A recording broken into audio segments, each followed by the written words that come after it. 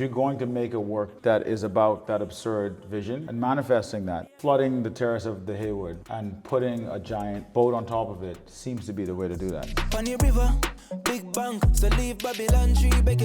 But this particular sculpture flooded in this terrace, looking like this strange thing has landed on the Hayward from another time and place, pointing southeast towards Africa. It's also this fantastical vision. It's an absurd vision. I think there's something nice about materializing the absurd. Garvey began that absurd quest. In the early 1900s, a lot of Africans who were in the diaspora, he was good at getting them to think about their origin story. Without understanding your origin story, in a way you are kind of lost. And Garvey was a kind of pioneer. Dr. King's parents were Garveyites. And so a lot of the teachings of Dr. King, for example, Martin Luther King, come from Marcus Garvey.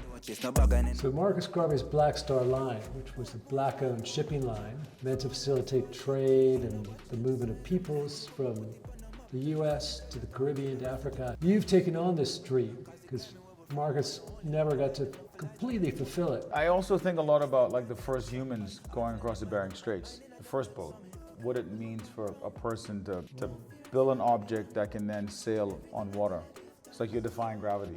There's a principal part of the human experience that is about belonging. There's a sense of homelessness that goes unspoken for a lot of us who have connections, who have bloodlines. For example, for me with West Africa, Sierra Leone. And I think there's a certain loop that I think helps the world to make a little bit more sense. If you have the possibility of reconnecting with a landscape in which we were extracted from, but not only that, the place where all human beings evolved, right?